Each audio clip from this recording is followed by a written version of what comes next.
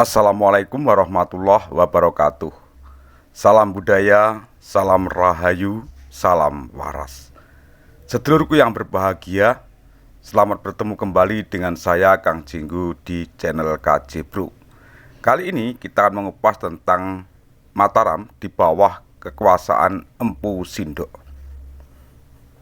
Tentunya ini adalah pada pasca letusan Merapi ya. Karena kita tahu pada tahun 1928 telah terjadi peristiwa di Jawa, yaitu meletusnya Gunung Merapi. Kerajaan Mataram kuno yang waktu itu dikuasai oleh Dyah Wawa menjadi hancur berantakan disebabkan karena letusannya sangat dahsyat. Bahkan menurut beberapa sumber, bangunan Jinalaya atau Candi Borobudur yang dibangun semasa pemerintahan Samaratungga turut hancur dalam peristiwa itu. Menurut teori dari Van Bammelen, kedahsyatan letusan Merapi yang menyebabkan puncaknya hancur serta lapisan tanah bergeser ke barat daya hingga membentuk gunung gendol dan lempengan pegunungan menoreh merupakan faktor penyebab pemindahan ibu kota Mataram kuno dari bumi Mataram ke Tamlang. Sedulur sekalian, saya harap dukungan panjenengan untuk memberikan subscribe, like, dan juga komentar. Dan bila panjenengan anggap video ini bermanfaat, silahkan bagikan melalui akun media sosial yang panjenengan punyai.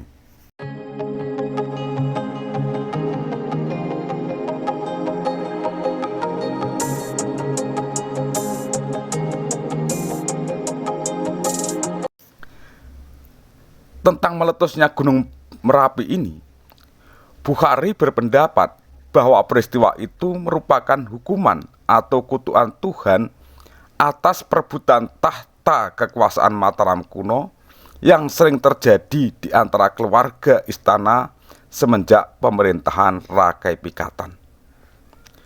Terlepas dari teori Van Bammelen dan pendapat Bukhari bahwa peristiwa meletusnya Gunung Merapi merupakan akhir dari kekuasaan dinasti Sanjaya atas Mataram kuno. Peristiwa tersebut sekaligus menandai munculnya dinasti baru, yaitu Wangsa Isana yang dipelopori oleh Empu Sindok sebagai penguasa Mataram kuno pasca letusan Merapi ini.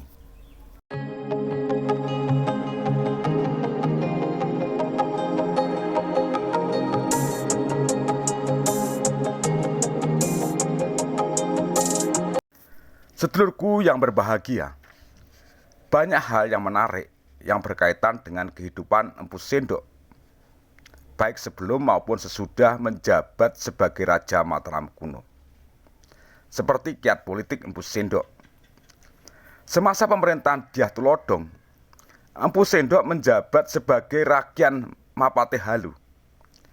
Empu Sindok mendukung pemberontakan Dyah Wawa atas tahta kekuasaan Dyah Tulodhong karena menginginkan jabatan yang lebih tinggi. Setelah Dyah Tulodhong dapat digulingkan dari tahta kekuasaan, Empu Sindok diangkat sebagai Rakyan Mapatehinu dan Dyah Wawa dan menggeser kedudukan yang semula diduduki oleh Empu Ketuwijaya. Semasa terjadi peristiwa meletusnya Gunung Merapi, Istana Mataram kuno hancur dan diduga Dyah Wawa tewas dalam peristiwa itu. Berangkat dari situlah Empu Sindok memindahkan ibu kota Mataram kuno dari bumi Mataram ke Tamlang dan menobatkan diri sebagai Raja Mataram kuno atas nama Dinasti Isana.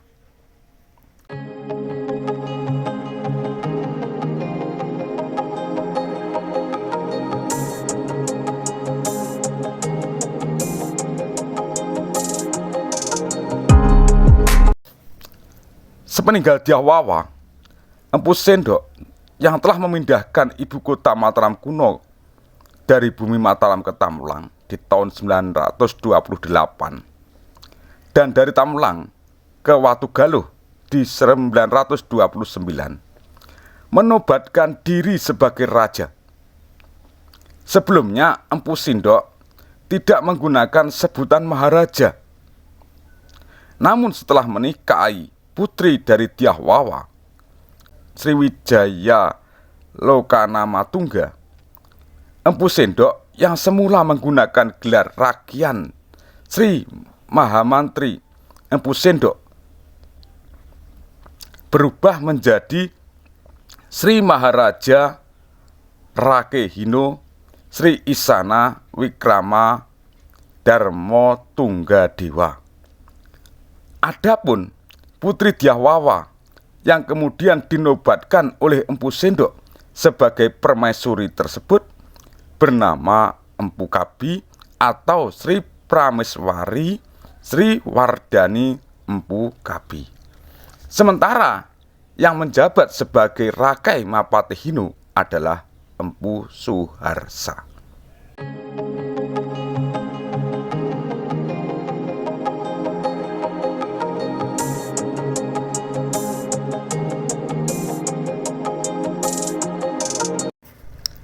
Semasa menjabat sebagai Raja Mataram kuno, periode di Jawa Timur, Empu Sindok meninggalkan banyak prasasti yang dapat dilihat, yakni Prasasti Turian.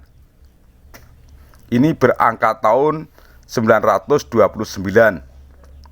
Kandungan isinya adalah permohonan Dang Ayu Suhitya pada Empu Sindok agar tanah di barat sungai Desa Turian dijadikan sebagai tempat bangunan suci.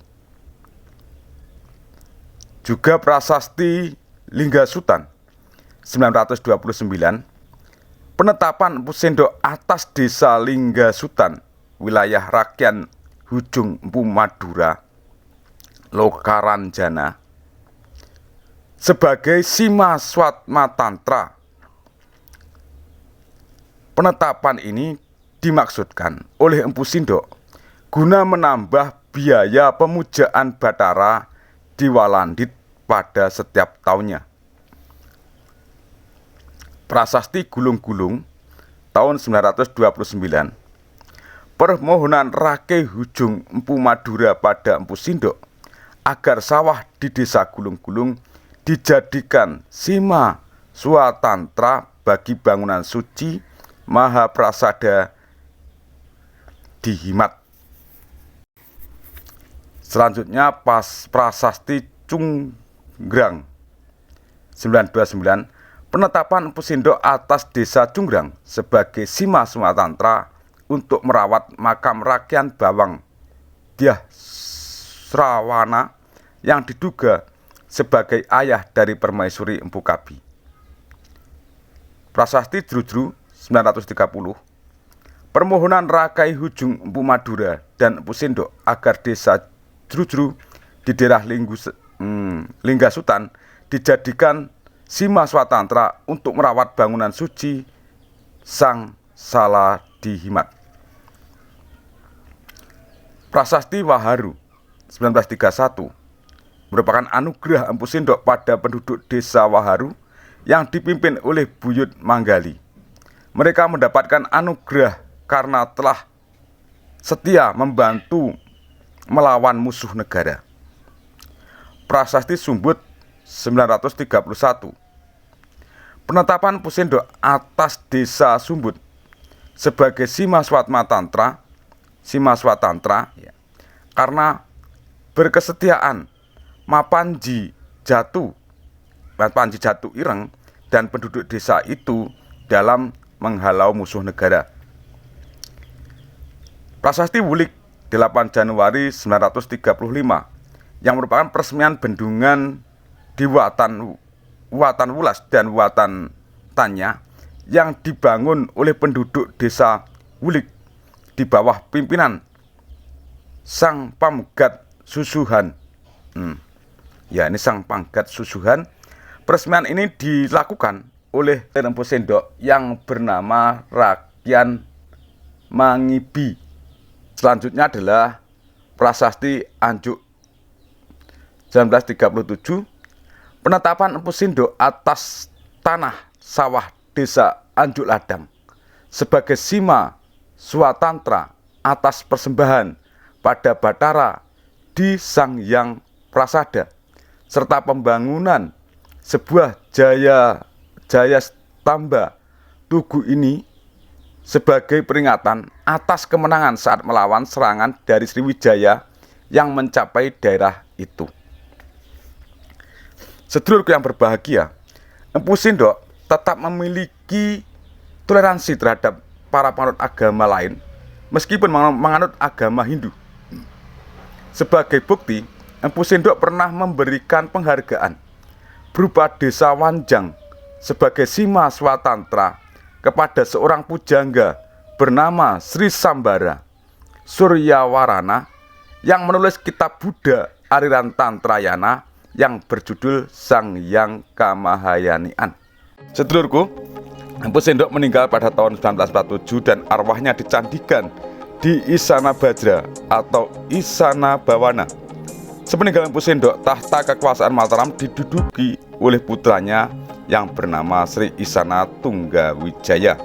Selama memerintah, Sri Isana Tunggawijaya didampingi oleh suaminya bernama Sri Lokapala. Sedulur, sekian dulu apa yang bisa saya sajikan. Ada kurang lebihnya saya mohon maaf yang sebesar-besarnya. Terakhir ungkapan ono rino, ono upo, ono awan, ono pangan. Salam budaya, salam rahayu, salam waras. Wassalamualaikum warahmatullahi wabarakatuh.